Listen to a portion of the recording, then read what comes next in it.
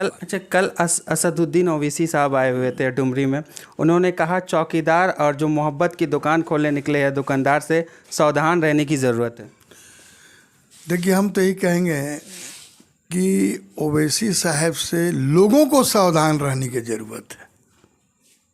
जो लोग हैं, चाहे वो जिस पार्टी के लोग हों, जिस पार्टी के मतदाता हों, उनको उनसे सावधान रहने की ज़रूरत है। नमस्कार, आप देख रहे हैं बेरमो टुडे। मैं हूं अफरोज़ आलम। डुमरी उपचुनाव को लेकर पूरी तरह से सियासत गर्म है और ऐसे में तमाम बड़े नेता डुमरी में उतर चुके हैं। तो हमारे साथ इस वक्त बात करने के लिए 16वीं लोकसभा के सांसद रविंद्र कुमार पांडे जी मौजूद हैं। सर, सबसे पहले आपको बेरमो टुडे में स्वागत है। बहुत बहुत धन्यवाद। ऐसा है कि वर्तमान में हम लोगों को पार्टी के द्वारा, हमारे जो जिला अध्यक्ष हैं, हमारे जो प्रभारी हैं, उनके द्वारा जहाँ जहाँ बोला गया कि वहाँ वहाँ आपको रहना है, वहाँ वहाँ हम लोग गए। ठीक है। और आज हम लोगों का दौरा था बाबूलाल मरांडी जी के साथ। हम लोग पूरा तेलो मंडल, जहाँ की लगभग 9 पंचायत है, और आप मान के चलिए कि वहाँ 40,000 वोटर हैं। तो आज पूरा दौरा हुआ वहाँ पर, और बाबूलाल मरांडी जी, काफ़ी लोग वहाँ जुटे, महिलाएं और आदिवासी महिलाएं, पुरुष। और इसके बाद वहीं से कार्यक्रम करके अभी हम लोग यहाँ पर लौटे हैं। जहाँ तक सवाल है डुमरी विधानसभा का, तो चुनाव हम लोग जीत रहे हैं। अब हम लोग इसकी चिंतन कर रहे हैं कि कितना मार्जिन से हम लोग जीतेंगे। अब इसका आकलन हो रहा है। अभी देखिए, कल परसों में हो सकता है कि अर्जुन मुंडा जी का कार्यक्रम बनेगा आपको डुमरी तरफ, तो वहाँ हम लोग को जाना है। और उससे जो बड़ी बात आज है, रक्षाबंधन का त्यौहार है। कल हमारे देश के प्रधानमंत्री जी ने पूरे हिंदुस्तान में जो हमारी बहनें हैं उनके लिए, हमारी जो माताएं हैं उनके लिए, खास करके जो बीपीएल परिवार के लोग थे उनको 200 रुपया उज्ज्वला योजना में उन्होंने सब्सिडी दिया। 200 पहले मिल रहा था, 200 फिर मिला।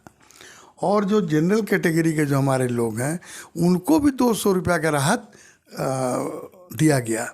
साथ साथ 75 लाख लोगों को पुनः उज्ज्वला योजना से जोड़ने की बात है।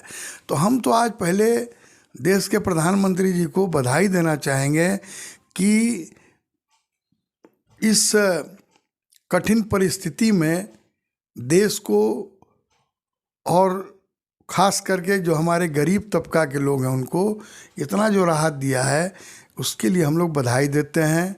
और आगे 2024 में हमारे देश के प्रधानमंत्री के रूप में आदरणीय नरेंद्र मोदी जी पुनः तीसरी बार स्थापित हों, ये हम लोगों की। अच्छा, चूँकि सरकार की पूरी मंत्रिमंडल डुमरी में उतर चुकी है, हेमंत सोरेन खुद कैंपेन कर रहे हैं, जगह जगह प्रोग्राम कर रहे हैं, ऐसे में आपके जो प्रत्याशी है वो विधायक के रूप में लड़ रही है, तो दूसरी प्रत्याशी मंत्री बनकर चुनाव लड़ रही है, तो कितना कठिन होगा? देखिए, कोई कठिन की बात नहीं है। जहाँ भी बाई इलेक्शन होता है तो पूरे उस राज्य के जो भी नेता हैं सब लोग वहाँ जाते हैं। किसी को कहीं लगता है कि हमारे जाने से 10 वोट बनेगा, 20 वोट बनेगा। और मंत्री बनना ऐसे तो दोनों लोकल ही हैं, एक डुमरी के हैं, एक नावाडी के हैं।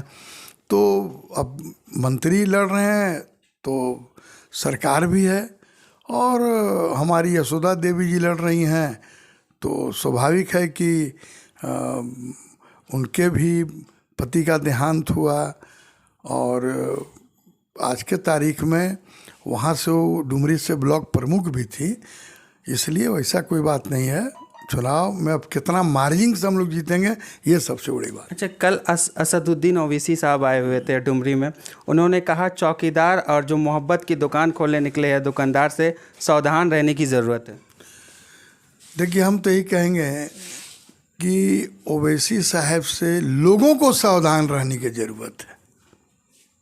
जो लोग हैं, चाहे वो जिस पार्टी के लोग हों, जिस पार्टी के मतदाता हों, उनको उनसे सावधान रहने की ज़रूरत है। हम तो यही कहेंगे। अच्छा, स्वास्थ्य मंत्री भी कई मंचों में कलमा पढ़ते नज़र आ रहे हैं मुसलमान वोटरों को एक करने के लिए। चूँकि आप गिरिडीह लोकसभा से 5 बार सांसद रह चुके हैं और हर जाति धर्म के लोग आपको पसंद करते हैं, तो आप मुस्लिम वोटरों को कैसे आप अपनी ओर आकर्षित करेंगे आप लोग? देखिए, देश के प्रधानमंत्री आदरणीय नरेंद्र मोदी जी ने अलायंस के तहत एनडीए प्रत्याशी के रूप में उन्होंने उम्मीदवार दिया है, तो एक एक वोट जो है सो मोदी जी को जाएगा और विजयश्री मिलेगी। अच्छा, अब की बार कितनी पार? देखिए, मैं तो वही कह रहा हूँ ना कि हम लोग अब इसका आकलन सिर्फ कर रहे हैं कि हम लोग कितना वोट से जीतेंगे। कम से कम हमें ऐसा लगता है कि 30,000 वोट से हम लोग जीतेंगे, कम से कम, और उसके ऊपर जितना हो जाए। बहुत बहुत शुक्रिया।